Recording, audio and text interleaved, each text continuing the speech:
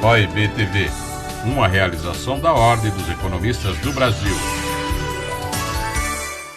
A Ordem dos Economistas do Brasil, por mim representada, se sente muito honrada em poder conversar com o professor Dr. Antônio Lanzana, que é professor da USP, professor da Fundação Dom Cabral, membro do Conselho da Associação Comercial de São Paulo e presidente do Conselho de Economia, Sociologia e Política da FEComércio. Professor Lanzana, é um prazer enorme tê-lo conosco aqui nesse bate-papo da Ordem dos Economistas do Brasil. Consigo. Sou Manolo, o prazer é todo meu, é sempre uma grande satisfação estar participando desses eventos da Ordem e queria saudar aqui nossas economistas e nossos economistas para batermos um papo como é que está a conjuntura nacional e internacional nesse momento. É verdade. É nesse sentido que eu vou pedir para você, Lanzana, teus conhecimentos, para que você faça um diagnóstico atual da conjuntura internacional que mais afeta a economia brasileira. Nós temos, de um lado, a economia da China, chinesa, que está tendo uma diminuição na expansão, né? No dinamismo de expansão. Temos a economia norte-americana que está bombando, até de maneira bastante preocupante. Tanto é que a diminuição das taxas de juros tão esperadas no Brasil e em outros países emergentes está demorando um pouquinho a essas taxas caírem. E temos também as questões relativas à redução de taxa de juros, que deve estar sendo levada a cabo por hoje, por esses dias, pelo Banco Central Europeu. E tudo isso, é claro, acaba de maneira direta ou indireta afetando o nosso nível de atividade, acaba afetando a taxa de câmbio, acaba afetando a fixação da taxa Selic. Enfim, há um conjunto de variáveis que é normal que elas tenham esse efeito, porque vivemos num mundo extremamente globalizado. Então, a palavra é sua. Fique à vontade para falar sobre o que está ocorrendo nesse momento nesses países, e depois, no segundo bloco, damos mais ênfase ao nível de atividade e emprego aqui da economia brasileira. Bem, vamos lá. Eu acho que nós estamos vivendo hoje, você levantou bem a questão dos três amplos mercados aí que a gente tem que analisar: a economia americana, chinesa e europeia. Eu vou começar por aquilo que eu entendo que é o de maior impacto sobre a economia mundial e sobre a economia brasileira, que é a situação norte-americana. O que nós estamos assistindo nos Estados Unidos, ontem, inclusive, saíram os dados de inflação preocupantes. A inflação voltou de 12 meses, voltou a subir. E isso tem consequências inevitáveis sobre o Brasil. No final do ano passado, havia expectativa de que os juros nos Estados Unidos iam começar a cair no início deste ano. A atividade econômica, como você bem destacou, bastante aquecida, levou essa reflexão a adiar para junho, julho, o processo de queda de taxa de juros. Com os dados de ontem, essa expectativa vai sendo adiada. Há uma hipótese considerável, de uma parte considerável dos economistas americanos, que talvez não ocorra nenhuma queda de juros ao longo de 2024. O que está acontecendo, que eu acho que é importante na economia americana? Ela estava com uma inflação muito mais alta, veio caindo. Uma coisa é você reduzir uma inflação de 8, 9 para 3,5, 4. Outra coisa é você reduzir a inflação de 3,5 para 2, que é a meta implícita do Banco Central americano. Acho que nós estamos assistindo um processo onde houve, digamos assim, uma certa precipitação sobre o controle da inflação. De onde eu vejo que vem essa precipitação? Os Estados Unidos continuam com uma política fiscal muito frouxa. o déficit americano é amplo, algo parecido com a economia brasileira, guardadas as proporções. Essa queda de juros adiada, ela mantém um impacto sobre a taxa de câmbio e saiu o dado da inflação americana, o câmbio no Brasil voltou a subir. Eu acho que isso é um impacto imediato. Eu acho que a conclusão que a gente pode tirar disso, o mundo vai viver taxas de juros mais elevadas do que nós vivíamos anteriormente. Por quê? Nós temos políticas fiscais expansionistas no mundo que não há decisões de governo americano, de governo europeu, de reduzir o déficit, a política expansionista fiscal, acho que por questões de populismo eleitorais e tudo mais. Então, esse acho que é um cenário. Nós vamos ter juros mais altos esse ano e ao longo do tempo maiores que no passado. Quando a gente olha para a Europa tem uma situação um pouco melhor do ponto de vista de controle inflacionário. Ao contrário da economia americana, que está num ritmo de atividade muito forte, a Europa está estagnada. Crescimento nulo de PIB, não tem recessão, não tem crescimento.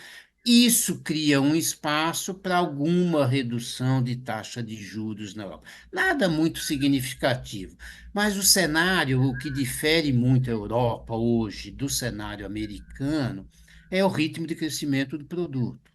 A economia americana está aquecida, ao contrário da economia europeia. O aquecimento americano, que em princípio poderia ser um grande negócio, no momento não é favorável por estar pressionando as taxas de inflação e, consequentemente, mantendo as taxas de juros. Um terceiro cenário é China.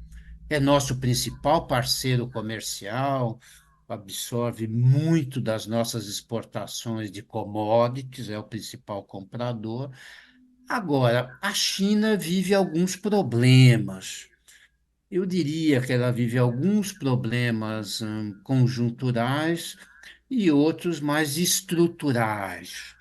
Os conjunturais estão mais concentrado numa perda de fôlego das exportações chinesas recentemente. Está associada a uma desaceleração da economia mundial. A economia mundial está crescendo menos do que crescia antes da pandemia.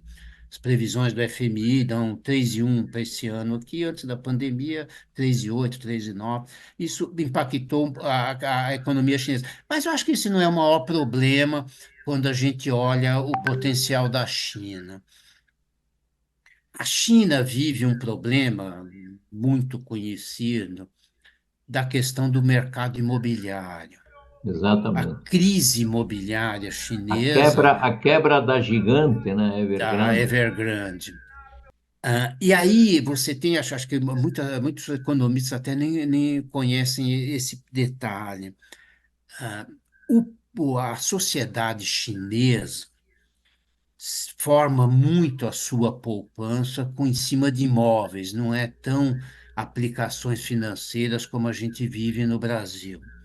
Ao formar essa poupança chinesa em imóveis, você tem reflexos disso muito fortes trazidos da crise imobiliária.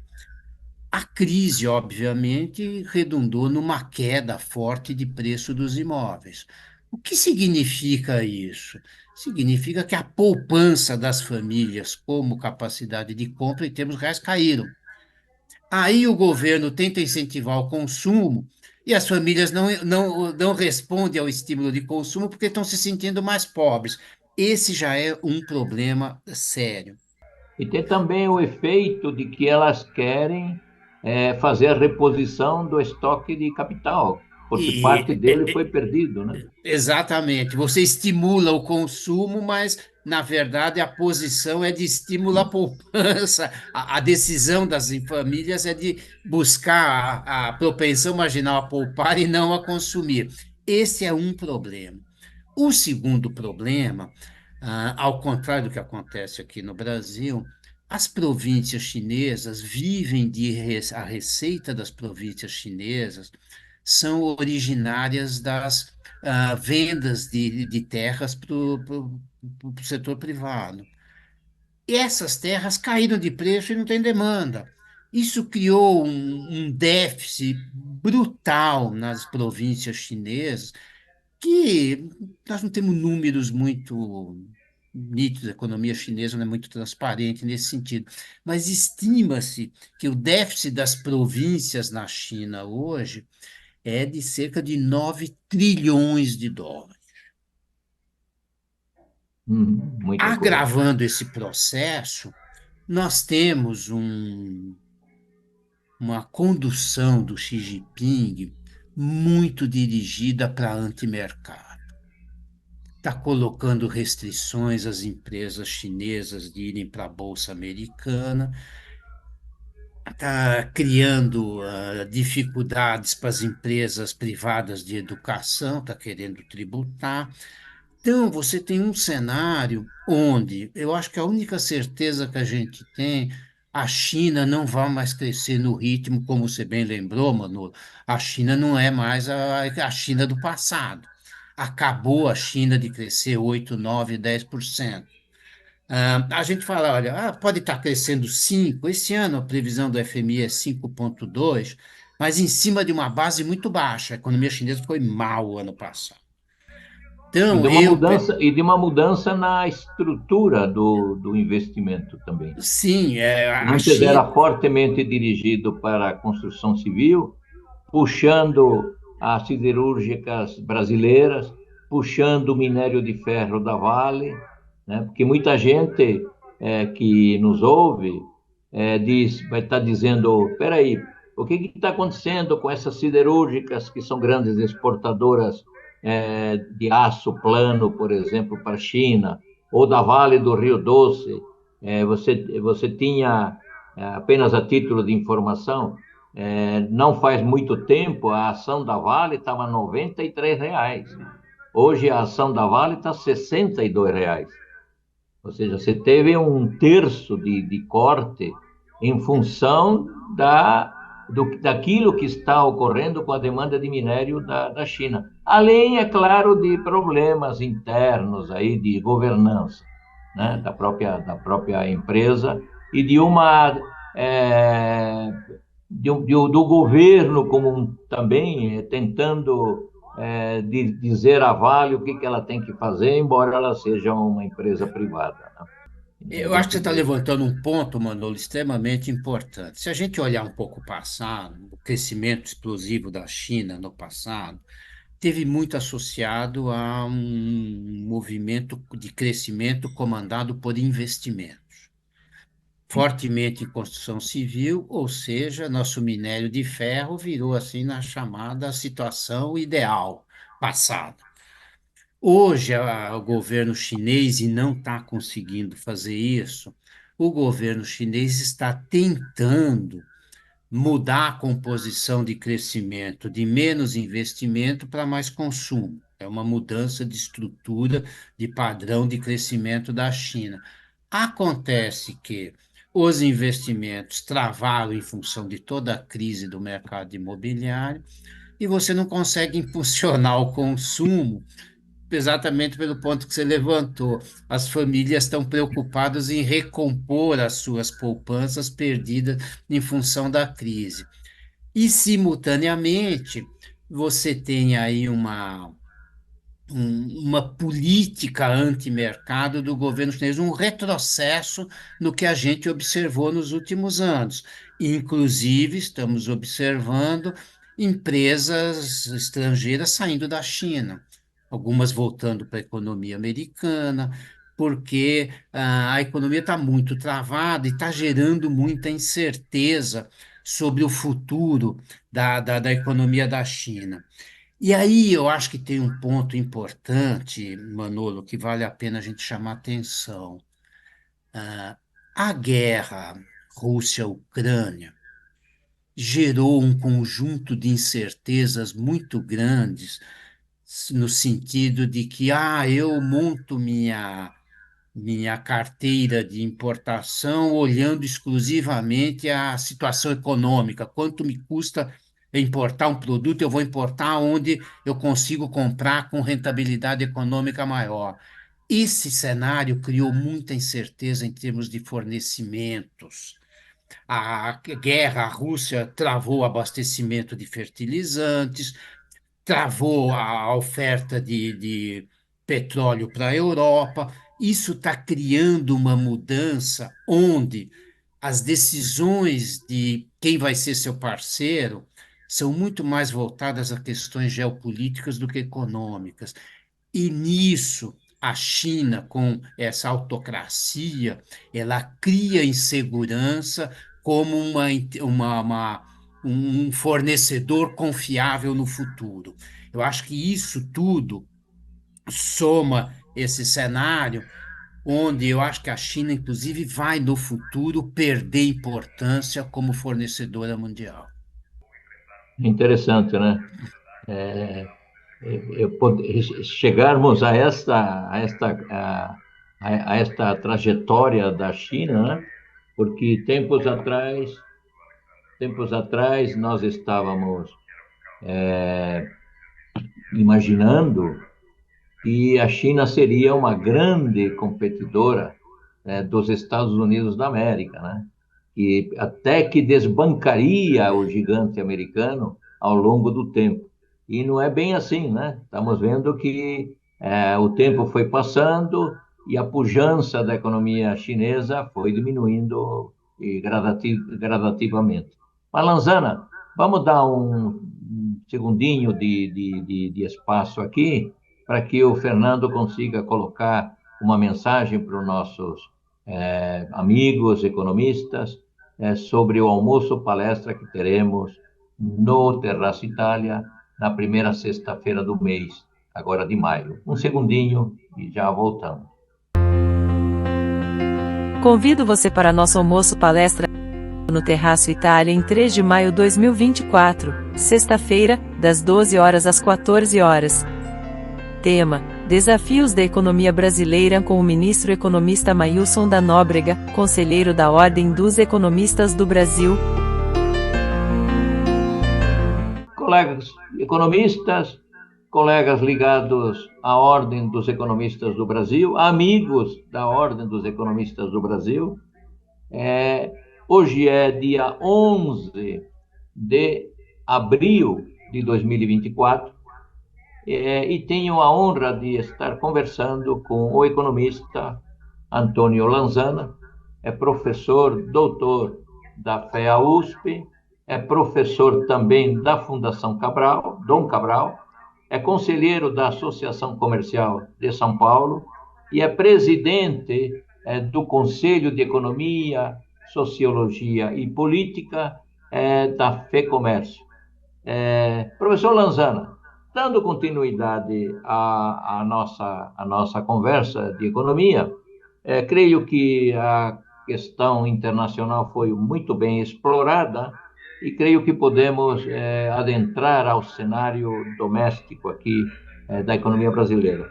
E pensando inicialmente no relatório Focus, estamos percebendo que as principais variáveis, taxa Selic e taxa de inflação, IPCA, e principalmente crescimento do Produto Interno Bruto, do PIB da economia brasileira, estão sempre em constante mudança, à luz das novas informações que vão sendo incorporadas a esses modelos.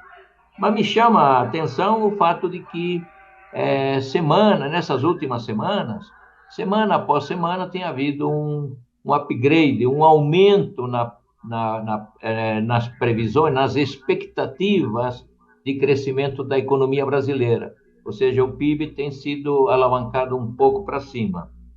E aí eu vou te perguntar algo que chama a atenção, que chamou a atenção da imprensa, né? E como somos economistas e estamos em instituições que defendem os colegas economistas, tenho que colocar a seguinte questão. O ano passado, os colegas economistas, por alguma razão, avaliaram de uma forma menor a performance da economia brasileira principalmente no que diz respeito ao setor externo e, particularmente, à balança comercial, que foi algo inusitado em termos de números, foi um número que jamais havia sido alcançado. E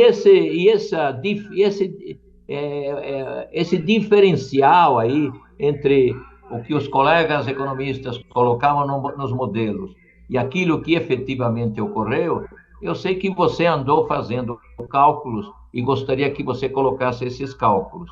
Mas a pergunta é, qual é o comportamento do agro da balança comercial, do saldo da balança comercial esse ano? Vamos repetir o ano passado, professor Lanzana? Olha, eu acho que nós temos, quando a gente olha vou falar um pouco de balança comercial, depois eu faço o link com o PIB. Quando a gente olha os dados do ano passado, nós tivemos um saldo comercial recorde. Agora, ao contrário do que algumas pessoas avaliam, o crescimento recorde não foi sustentado por exportações. As exportações brasileiras, cresceram 2, 3% ano passado. O que gerou um saldo comercial muito forte foi queda de importações.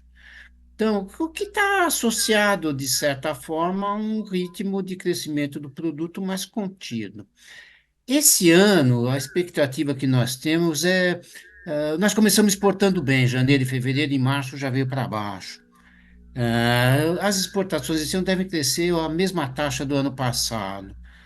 Como o produto nosso deve crescer menos do que o ano passado, eu acho que repetir o saldo comercial é uma hipótese bastante provável. Ou seja, não há nenhuma sinalização, nenhuma perspectiva da gente ter algum problema cambial, algum problema de pressão. Não vejo esse risco, não.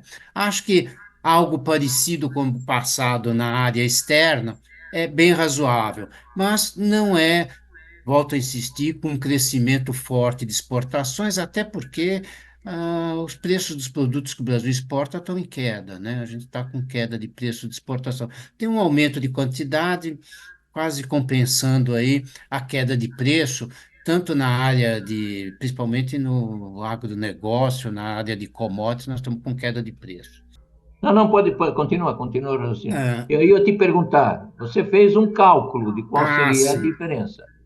O que vejo o seguinte, houve uma crítica aos economistas, que eles erraram as previsões, o PIB cresceu 2,9, as previsões eram muito menos. Eu acho que aí houve isso de fato. O que eu acho que foi o grande viés de erro nas previsões foi o crescimento de mais de 15% do agronegócio. A agropecuária é 6% do PIB, mas o agronegócio é 25%. Então, isso surpreendeu e impactou. Se a gente tirar o crescimento só da agropecuária, sem os seus efeitos multiplicadores, o PIB não teria crescido 2,9, teria crescido 1,7, que era uma boa parte dos economistas previam. Então, eu acho que foi uma variação, uma subestimação, principalmente na área agrícola. Eu vou até contar que eu estava numa reunião de conselho da Associação Comercial e conversando com o pessoal do agronegócio, eu falei com eles, eu falei, olha, a previsão é que vocês vão crescer muito esse ano. Eles falaram, não sei, é você que está falando. Eles não confirmaram esse crescimento e, de fato, ele ocorreu depois. 15% é uma taxa monumental. Agora, um ponto que eu queria chamar a atenção, Manolo, é o seguinte: nós estamos aí revisando, como você bem lembrou, para cima as previsões de PIB. Nós começamos com 1,5, foi para 1,6, 1,7, 1,8. O BC soltou recentemente a previsão dele de 1,9. 1,9. Eu acho que tem um ponto aí. É melhor do que estava se prevendo antes, sim. Mas cá entre nós, quando a gente compara com o que está acontecendo no mundo, o desempenho do PIB brasileiro é medíocre. Tem sido medíocre nesses últimos De 15 anos. 43 anos para cá, desde 80 para cá, nós estamos perdendo. Eu fiz uma simulação que chama muito atenção. Antes de 80, o Brasil crescia mais do que o mundo. pós-80, se nós tivéssemos crescido igual o mundo, não vou nem comparar com o emergente, porque a China distorce. Igual o mundo, nós teríamos hoje um PIB 77% maior. Se nós tivéssemos acompanhado o mundo de 80 para cá. Então, quando a gente fala, no começo está 1,5, agora está 1,9, é melhor, mas quando a gente compara do ponto de vista mundial, nosso desempenho está deixando a desejar. O ministro Haddad, outro dia, numa entrevista de televisão, falou assim: nossa referência é o crescimento mundial. Tá bom, tá ruim em relação ao crescimento mundial, nós estamos indo mal, tá certo? Basta observar a projeção do FMI para esse ano, é 3,1, nós estamos com 1,8, 1,9. Nós vamos continuar crescendo abaixo do PIB, o que significa dizer, numa linguagem muito simples, nós estamos ficando relativamente mais pobres. Acho que essa é a conclusão. Agora, para trazer um pouco de uma questão conjuntural, eu acho que nós temos uma, uma situação, uma estrutura de produção de 2024 que vai ser bem diferente da estrutura de produção de 2023. O PIB deve dar, eu trabalhei com o PIB ao redor de 2, acho que vai chegar nesse número, mas a composição não é a mesma. O ano passado, nós tivemos alguns fatores que puxaram fortemente a economia. O agro foi fundamental, 15%. Nós tivemos um volume de transferências de governo muito alto. Esse ano o cenário muda. Eu acho que ele muda em quatro pontos importantes. A política fiscal não vai ter na margem o impacto que teve das transferências do ano passado. Segundo ponto, a política monetária, embora mantendo ainda juros com a política contracionista, a taxa de juros vai cair em termos reais. Terceiro ponto, o mundo tem impacto, nós vimos aí, de taxa de juros, principalmente nos Estados Unidos. E, em quarto lugar, condições climáticas. E Sim. aí nós vamos ter uma composição onde, primeiro, o agro não vai participar positivamente. Só para ter uma ideia, o agro, 40% é soja. Previsão de quebra de soja, de safra de soja, chega até a 20%. Porque nós vamos ter PIB negativo agrícola esse ano. Então, o agro que entrou pesado não entra. O ano passado, nós tivemos um quadro difícil para bens de consumo duráveis, porque a taxa de juros estava muito alta. Então, o consumidor endividado, ah, com crédito mais escasso e juro alto, fugiu de bens duráveis. Esse ano, nós estamos com um cenário mais favorável a bens de consumo duráveis, com juros mais baixos. Eu estava olhando aqui os dados, saiu hoje da pesquisa mensal do comércio do IBGE, há uma puxada forte de vendas de automóveis, motos, bicicletas, meios de transporte, está explicando bastante o crescimento do comércio em fevereiro. Ao mesmo tempo, como você reduz as transferências, reduz não, na margem você não aumenta as transferências, o impacto sobre os bens não duráveis vai ser menor do que foi o ano passado. O ano passado a gente teve não duráveis aqui, duráveis aqui. Esse ano você vai ter um reposicionamento. E inclua aí, quando a gente fala em bens não duráveis, inclui aí serviços não, que é sinônimo de bens não duráveis, também tinha uma demanda reprimida que se esgotou. Então, eu acho que nós vamos ter uma mudança de padrão de comportamento do PIB esse ano em relação ao ano passado. Um ponto que eu gostaria de chamar a atenção, quando a gente está analisando a situação econômica, é a questão das taxas de juros. Nós temos hoje uma política monetária fortemente contracionista, com juro real acima do neutro, né? Eu acho que nós vamos ter alguns problemas de reduzir mais fortemente a taxa de juros, como o mercado está esperando. Por quê? Você olha a desaceleração de preços dos serviços, está correndo muito lentamente. De outro Uhum. lado, você olha o preço dos alimentos estão pressionando para cima, numa velocidade não desprezível, e mais, e com a condição da safra, essa pressão de alimento interna ela existe. Então, e nós temos, além disso, uma política fiscal extremamente frouxa, pressionando as taxas de juros, né? Então, eu Inflação. acho, É. inflação, então eu acho que nós temos um cenário de um cuidado, talvez nós vamos ter uma preocupação um pouco maior com a inflação para os próximos meses.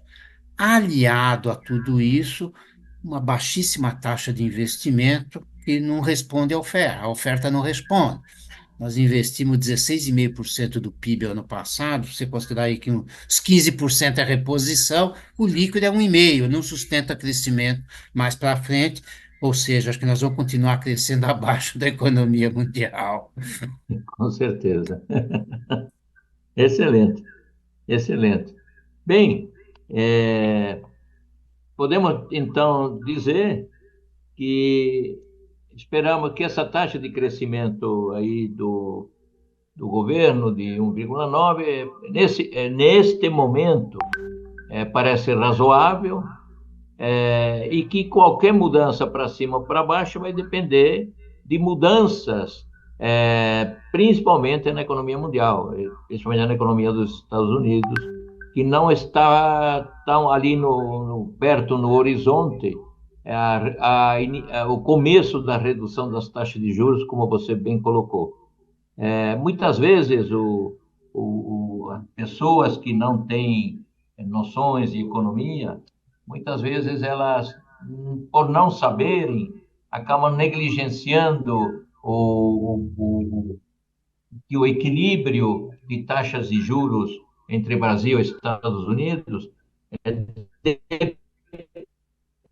depende das taxas de inflação de cada país para determinar a taxa de câmbio e também depende da maneira como o país está fazendo, como trata o capital, principalmente o capital estrangeiro. Bem, professor Lanzana, vamos fazer um gancho entre essa questão das taxas de juros e a questão da dívida pública e principalmente do déficit público. O resultado nominal que soma as taxas de juros que serão pagas e mais o rombo previsto para esse ano, estão em níveis extremamente elevados, preocupantes, né? Podemos dizer assim. Eu gostaria que você falasse um pouco sobre essa relação juros e questões do resultado nominal, porque juros elevados acaba aumentando o montante de juros pagos sobre a dívida pública e acaba aumentando, por conseguinte, a própria dívida pública, porque sabemos que dívida pública não se paga, ela se empurra com a barriga, né? Vamos lá, Fala um eu acho que pouquinho a respeito. eu conversando com alguns empresários, eu percebo assim a dificuldade que eles têm de associar taxa de juros, política monetária com política fiscal. Ah, um exemplo simples de olhar a coisa, quando você tem uma inflação que está acima do seu objetivo, no momento, centro da meta, né, as previsões estão acima, abaixo do teto, mas acima do centro, né? Quando você olha isso daí, você pensa, olha, a inflação está acima, nós temos que controlar a demanda da economia. Você controla a demanda da economia, com a demanda da economia tem o setor público e tem o setor privado. O setor público é o gasto. Quanto mais amplia os seus gastos, os gastos estão crescendo, mais você tem que contrair o setor privado, maior tem que ser a taxa de juros. Ou seja, mais gasto é sinônimo de taxa de juros mais elevadas. Agora, quando a gente olha, eu vou passar esse número que você fez esse comentário, Manu. Nos últimos 12 meses, findos em janeiro, o déficit nominal do governo é 9,1% do PIB. Déficit nominal. Juros, 6,82, o resto é déficit primário, 2,25. É muito, muito alto um déficit de 2,25. Nós não temos nenhuma chance de atingir déficit primário zero. Só lembrando, déficit primário não inclui juros aí, não. Se os juros estão Sim, maiores, reais, o que é o caso, que o crescimento do PIB, nossa dívida pública vai subindo, como já ocorreu em janeiro. Agora, eu tenho algumas preocupações adicionais em relação à situação fiscal, mano. O, Quando a gente olha algumas projeções que estão no orçamento, há nitidamente uma subestimação dos gastos com previdência. O gasto previdenciário, que você não tem muito como controlar, o governo aumentou a previsão para 914 bi, as projeções falam aí em 923, 925. Outro problema que nós temos, que eu acho que está subestimado no orçamento também, são os benefícios de prestação continuada, aquelas que vão para idosos, para deficientes, depois de 65 anos. Eu estava olhando o dado, é um salário mínimo, mas eles cresceram 16,5% em termos reais, janeiro, bimestre contra bimestre. E está chegando quase a 1% do PIB. Então, você está com pressões adicionais sobre o gasto e com incertezas muito grandes sobre a arrecadação, sobre a tentativa do ministro Haddad, e aqui vai uma observação, sempre pelo lado da receita, nunca pelo lado dos gastos, né? E você tem dúvidas, ele está contando muito com essa tributação de offshores, não sei quem que vai optar por isso, não sei se não dá. A discussão no CARF está incerto, você tem muita incerteza sobre a arrecadação, mas você tem certeza sobre a subestimação da receita, da despesa, desculpa. Então, sim, nós vamos sim. ter, além do fato de você ter alguma pressão inflacionária adicional, você tem essa pressão de gasto público e você tem uma pressão adicional que talvez vá limitar um pouco a taxa de juros, que é o que você comentou, a taxa de juros dos Estados Unidos. Nós não podemos aqui, nós temos que olhar, elas não são independentes. Se a gente reduz aqui excessivamente nossa taxa de juros, o nosso dólar explode e a inflação vem de qualquer jeito. Então, eu acho que o cenário que nós poderíamos, você tem um cenário internacional segurando uma queda maior de juros no Brasil. Você tem um cenário de inflação segurando uma taxa de juros, uma queda maior no Brasil. E você poderia ter uma política fiscal que contribuísse para essa aceleração de queda se ela fosse contracionista, o que não é o caso. Todos os indicadores mostram, a análise do Tesouro Nacional, tudo subindo, subindo, subindo. Então, eu acho que nós vamos ter, assim, uma economia onde, enquanto nós não fizermos um ajuste fiscal significativo, nós vamos conviver com taxas de juros elevadas. Basta ver o que o Banco Central considera hoje uma taxa neutra, 4,5. 4,5 de Já, juro real é já um subiu, absurdo. já É, subiu, estava em é, 3. estava em 3, foi subindo aquela história, né, mano? Quanto mais você gasta, mais você vai, a taxa neutra fica mais alta.